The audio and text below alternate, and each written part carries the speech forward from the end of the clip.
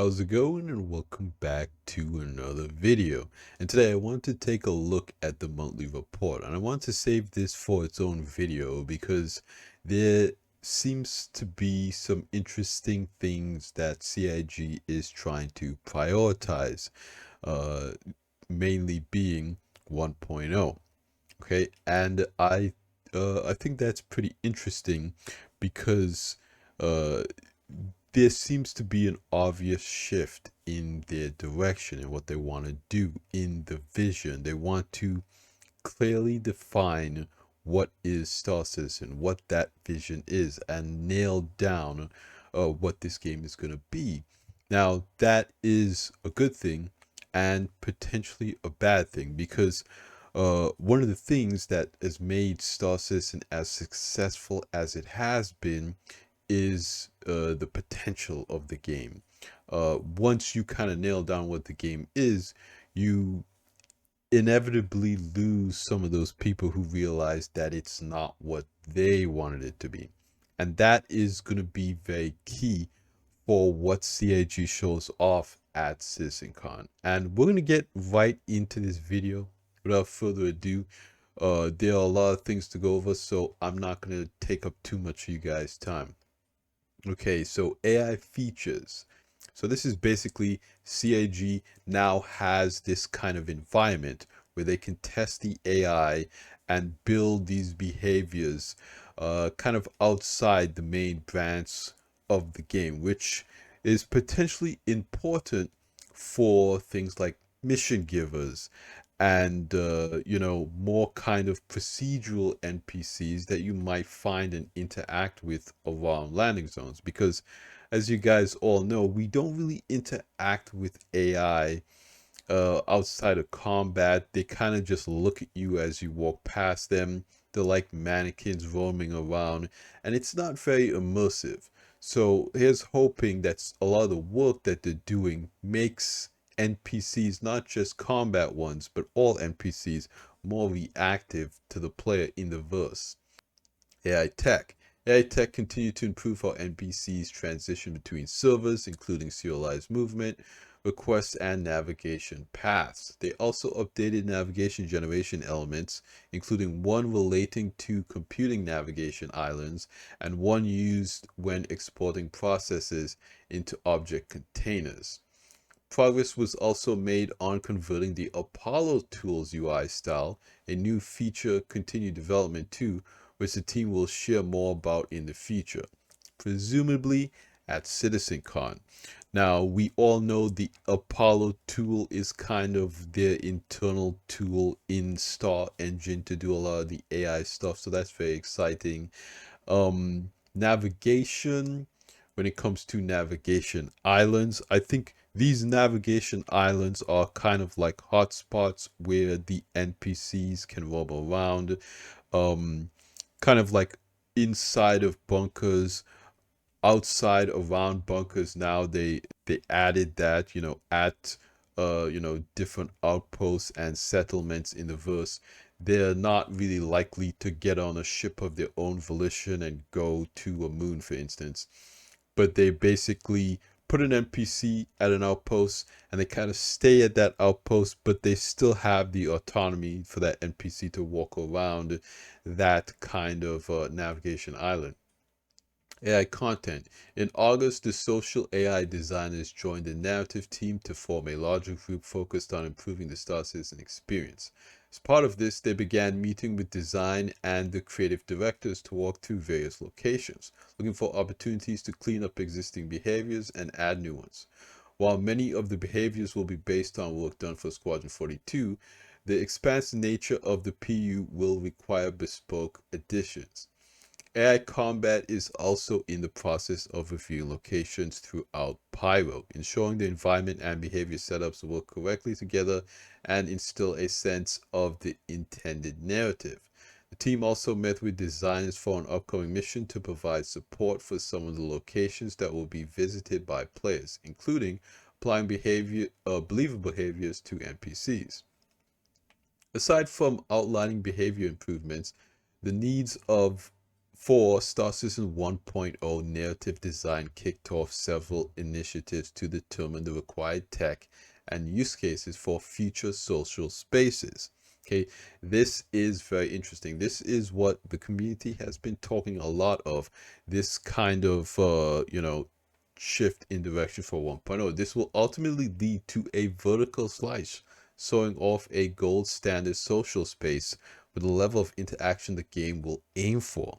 So basically, hopefully, this means that CIG is working on a vertical slice for the PU's kind of social aspects. A vertical slice showing how they want a landing zone to behave and exist in the game, rather than, again, having these mannequin-like NPCs just kind of dotted around standing on tables. What does the experience look like when the NPCs actually work, appropriately? AI game intelligence development. Okay, in August, the game intelligence development team uh, concentrated on delivering a clean and stable Apollo Starscript UX update. This involved adding support for higher icon resolution, so they stay sharp when zoomed in, and straightening lines for a clearer read. And this is just kind of what this looks like. So this is, again, tools development. I'm not going to get too much in the weeds on this. August saw the facial animation team develop content to flesh out more of the game world's characters. Gameplay animation continued to work on a selection of creatures previously seen in teaser videos alongside the creatures already in the PU. They also progressed with an unannounced addition that the team is looking forward to seeing in game. Being a bit cryptic here, but again, I think a lot of this is them drumming up interest in CitizenCon, what can be shown. Last CitizenCon, we did see the Quasi-Grazer, one variant of him. Recently on ISC, we saw more variants of the Quasi-Grazer. And at last year's CitizenCon, we also saw the Stormwall or Space Whale flying around in clouds of Crusader. So maybe that's what they're alluding to. Maybe they're talking about the Pyro Crab, different creatures that will exist in Pyro. I'm very interested to see what they show off this year as well. Art characters, character art continue working on utility and specialist armors. Very interesting. I like to see that. While character concept art supported IAE and progress with their ongoing exploration of fauna. Very cool. Last month, Ship Arc moved several unannounced vehicles towards their gray box review, while others approached their large zero and final content reviews. Work on the RSI Polaris continued with the ship's exterior approaching completion, which I thought it was pretty close to completion during Fleet Week. Many months have passed between then. Again, this is the monthly report for last month, so this month hopefully it's finished now. And again, fingers crossed that we get the Polaris around IAE this year, if not CitizenCon, because that's going to be a major game-changing ship for the verse. Community's always pretty good, but I usually skip that. Not too much there to talk about. Core gameplay. This is going to be very interesting. Throughout August, the various gameplay feature teams continued to improve the hangar and cargo flows for 324 based on feedback from the PU. Meanwhile, a lot of behind-the-scenes changes progress that will improve how various gameplay systems handle environments that span multiple servers. Progress was made on the overheat mechanic, with core gameplay adding support for different atmospheric temperatures. For example, weapons will overheat at different rates based on the environment. That's very exciting. Okay, charge and drain progress too, with now featured client-side prediction to give immediate feedback to players when they're charging or draining, even if there's latency between the client and the server. That's very interesting. Again, it's a lot of these edge case issues with systems in the game that you don't realize could be affected by server meshing. So again, going through and looking at all of the systems in game, making sure that replication works across everything is super important. Again, separating the replication layer was, the big hurdle. But again, that, in my opinion, also showed us a lot of issues with some of these systems because they weren't designed for that. And uh, I, I wish the best for them. I know that that's probably gonna take a lot of work, and again, hopefully they can get it done by the end of the year. Okay, the team added logic to decluttering the UI by grouping markers of the same type, while the implementation of weapon groups and group presets continued. Believe here they're talking about the MFDs, how you can, do the weapons grouping in the MFD screen now. August saw continued progress on jump points, which began with improved debugging tools to better visualize potential exit points for players. Turbulence was also implemented, which will affect the flight experience within the tunnel. Okay, that's very interesting. So there might be a different kind of flight model inside the tunnel. Very interesting. The designers are currently tweaking the strength to get the desired impact. Visual effects were added too, including cockpit vibration based on where in the tunnel the player is located, and obstacles will place that players will be required to navigate around. We saw this in the original, kind of way back then, where the Kavak was flying through the tunnel. Further failure states for jump tunnels were determined before the feature was submitted to QA for testing. Okay, so that's good. It's with QA for testing right now. That's exciting. Progress was then made on the resource network, engineering, gameplay, and life support. For example, core gameplay implemented a new behavior for critical components, which will replace the existing soft death mechanic. When live, only certain items, like power plants, will trigger an explosion or soft death when destroyed. That's very interesting. Again, CIG wants to move to a more physicalized game.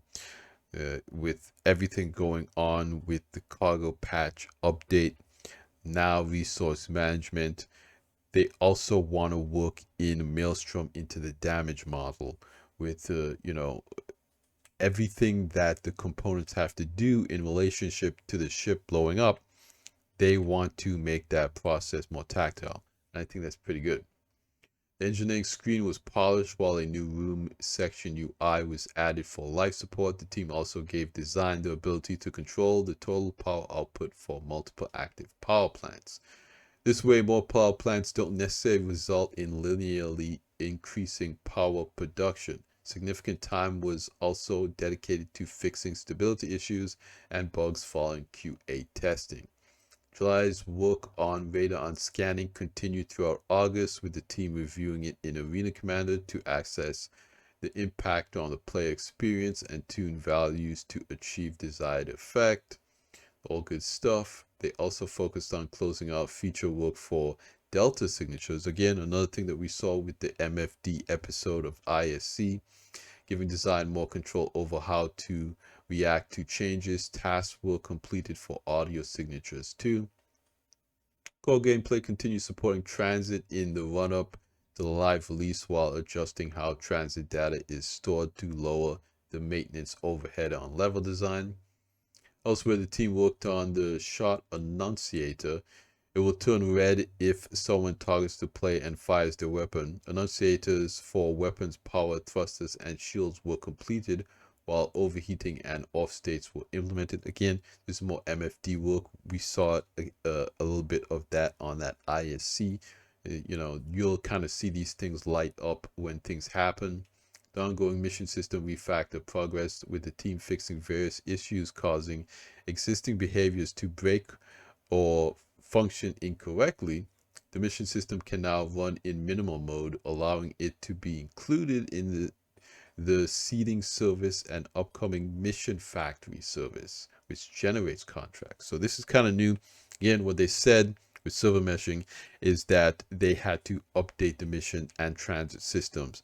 And so I guess they're rolling out a new mission system called the Mission Factory, which will kind of generate these missions. That's very interesting. But I think that kind of beefing that up and creating a back-end system so, each mission isn't just like, dropped in, and you have some type of logic behind the scenes that handles everything for the different servers. Again, that makes sense. With one server, you could kind of just hard code the missions in. With server meshing, you kind of have to add a little bit of logic so that you can say, okay, this mission is following this player across this server. So before you didn't need logic because everything was just on one server. Now you kind of need logic to replicate it throughout the multiple servers. So this Mission Factory service is pretty interesting. And again, it's one of those things that you don't realize you might have to create until you separate the replication layer, until you do all of these back-end things that will ultimately result in the game feeling as seamless as it will. Clients can now query available missions, and the contract generator can apply legacy settings to work with the previous system too. Okay. Implementation for service beacons for the mission system refactor began, while core gameplay supported mission design on remaining blockade runner and cargo hauling issues, which we kind of show in testing in PTU now. Blockade runner is live. If you guys want to go in, log in the game, check it out right now. I do think that the event is actually a lot of fun. Developers working on cargo gameplay primarily focused on major remaining stability and gameplay issues. For example, they fixed several problems with hangar instance queues getting stuck and players being assigned the wrong hangar.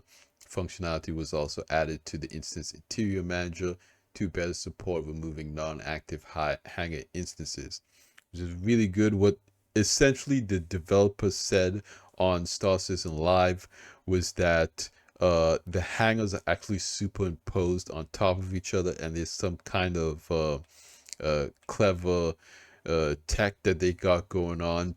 That's why you kind of actually hear other people's hangar in your hangar. That noise bug is because somebody is actually accessing their hangar at that moment. It's very interesting how they do it and make it work. So I think it's kind of interesting, again, the kind of cleaning up a lot of those issues, a lot of those bugs to, make it a more positive experience. It's good to see. Several hauling mission bugs were solved relating to warehouse manager and freight elevator kiosk interactions, alongside issues with the kiosk transferring items on and off the loading platform. And it's another thing they talked about on that episode of Star Citizen Live, is that there's a pivot point with certain items, so certain items don't attach to the grid appropriately, and that's something that they have to go in and manually fix, and those things will just be updated over time. Bugs were also fixed relating to the Hull C auto loading commodity transactions, and ship loading platforms getting broken by obstructions, with the fixes set to be implemented in the near future. This hasn't entirely been fixed yet, so they're still working on it. Finally, for core gameplay, the devs spent considerable time reviewing internal and external feedback to plan further improvements to the features released in 3.24. Again, this is relating to things like item banks. The players have been giving CIG, a ton of feedback about all of the stuff that came out in 3.24, and 3.24 was a smaller patch. Imagine when 4.0 comes out. So I definitely feel like a lot of 4.0, if it does go to live this year, if it even PTU, a lot of things will need to be hammered out, smoothed over, well into 2025. So really I really don't see the players having a good 4.0 experience until, I don't know, I would say spring at the earliest. Then we have economy. The economy team spent the month getting closer to upcoming all their work into a cohesive economy consisting of ships, items, missions, fuel, consumables, freelancing, careers, and more. Okay, so this is pretty interesting. Items, mission, fuel, consumables, freelancing, careers, and more. So I'm assuming and more includes craftables. Again, it's not something that they've been talking a whole lot about. Maybe they're kind of keeping it and saving it for CitizenCon, but kind of feel like it's necessary if you're going to, get an economy put together. I think that one of the CIG's biggest problems with creating the economy is that it is happening incrementally. So something new comes online and they have to consider it. And that's it's going to be interesting to balance if they do a lot of economy work before they get the craftables and the items and what their values are going to be. So I think best case scenario is that, they're aware of this on the back end and they're kind of already playing with numbers to see how that could work. But again, I'm not sure. It kind of just seems like the they're making an effort to build out that system, which I think is good. Then we have a lot of graphics, VFX, programming, and planet tech stuff. Okay, so I'm just gonna jump down to more planet tech stuff.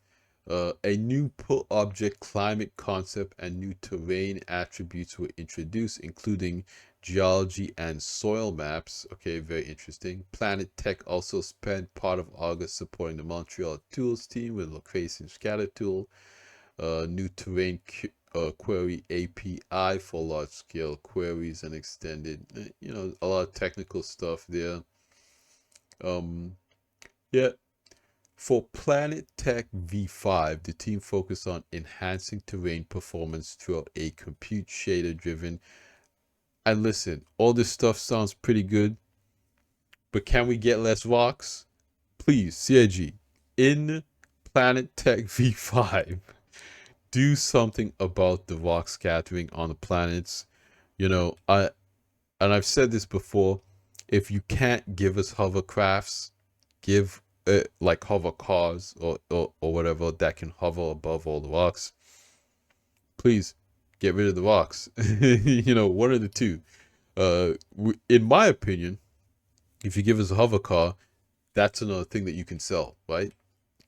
So win-win situation. If you get rid of the rocks, I'll still be happy too. So either one, pick one. It doesn't matter to me. Pick one, please. Interactables. The Interactables team spent time in August on items for Pyro mission content. We have lighting locations. Last month, the landing zone team progressed with tasks for Alpha 4.0, including new areas and additional polish on Pyro space stations.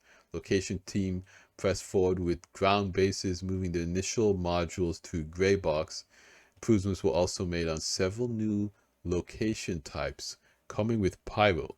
Our location type is pretty interesting because they're also talking about ground bases here. So perhaps a ground base is a new type of location type. Maybe a company set up a small, uh,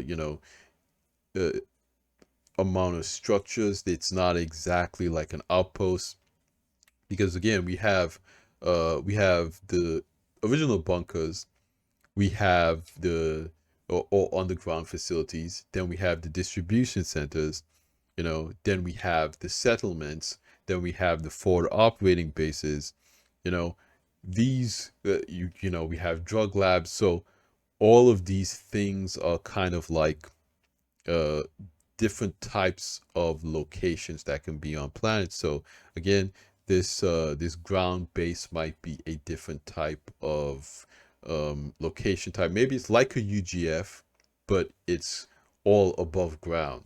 So I think there's a lot of interesting things that CAG can do, especially with Pyro, because scattering out these locations rather than have like a centralized landing zone, I think is the way to get players to kind of spread out throughout the system. Here we have mission design. They spent time in August updating the salvage mission archetype, enable it to spawn ground panels and provide FPS gameplay at scrapyards. We saw this on Inside Star Citizen. This is very exciting. I'm definitely going to be jumping right into this when we get Pyro. They also continue to work on the repair location missions, recently showed on the social gameplay of Pyro episode of Inside Star Citizen. The team is targeting 3 main gameplay elements for the initial release. Okay, charge and drain. Charging devices that use batteries for operation, makes sense.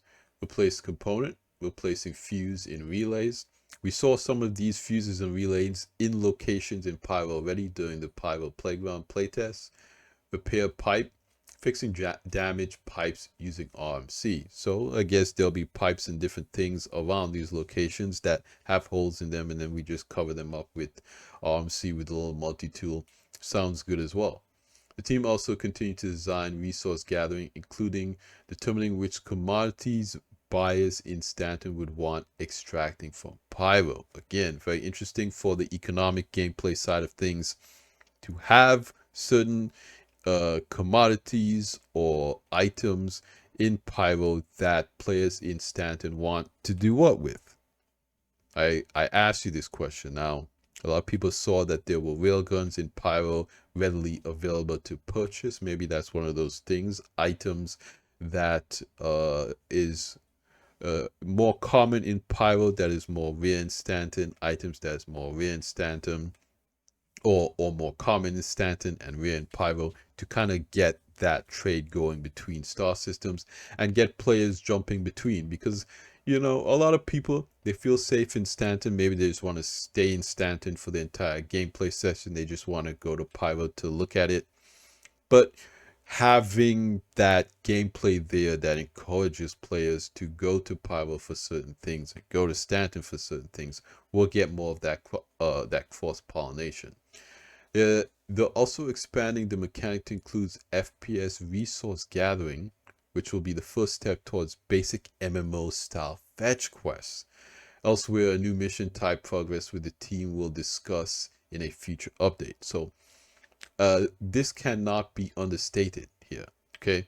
Which will be the first step towards basic MMO style fetch quests. So apparently you go to an NPC or you get a mission and they will tell you, I need 100 SU of iron or 100 SU of gold. These missions will be a little bit different to the cargo missions that we have right now, where you know, you just go to a location and you pick up the cargo that an NPC has already purchased.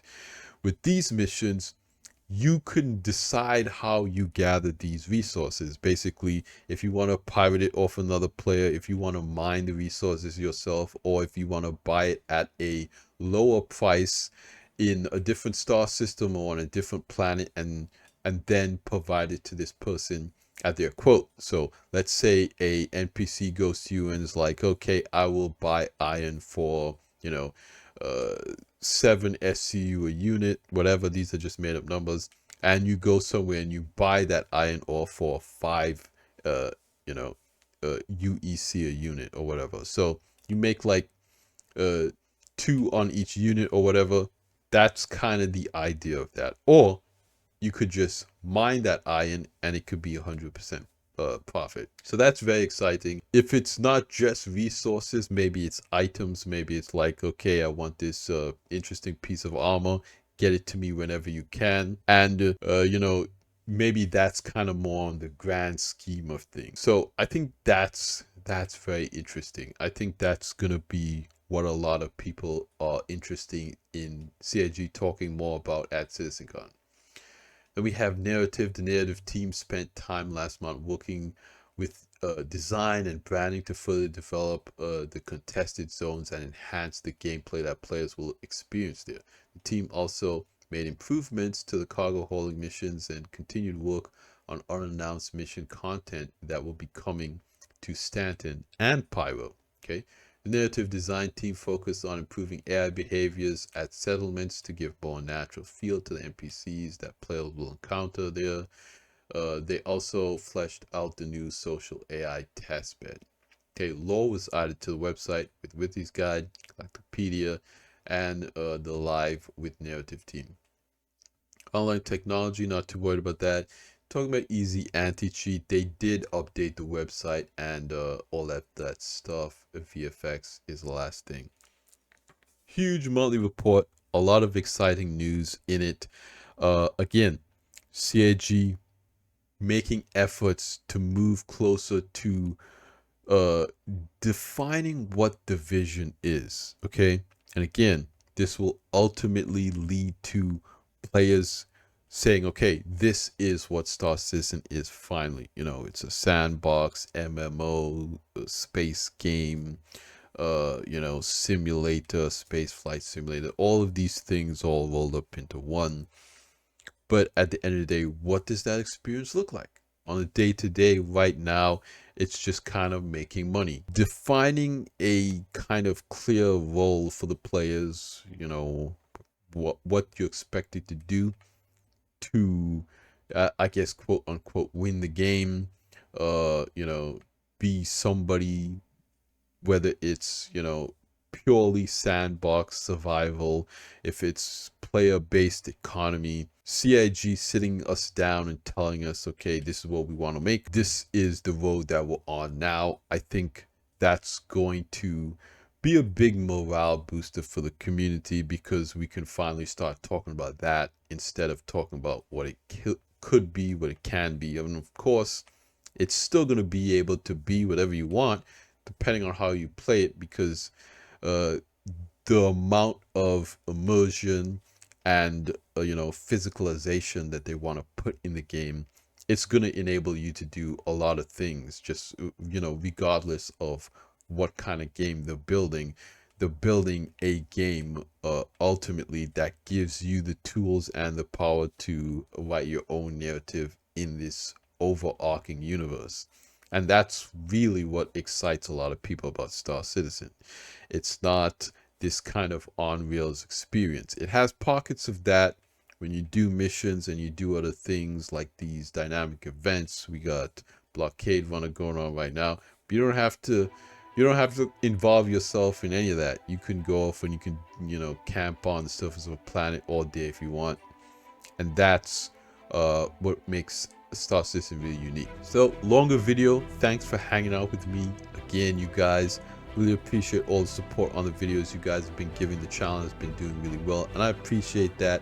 It is kind of a slower time in the Star Citizen community. It's now starting to ramp back up a little bit with Citizen Con on the horizon and all of these features dropping, 324, different events, Pirate Week, all this stuff. Thanks for hanging out with me. Thank you for supporting the channel and showing the love. I always appreciate it, love talking to you guys in the comments. But like I always say in these videos, you guys, like the video if you liked it, subscribe if you want to see more, and I will see you guys in the next one. Salute.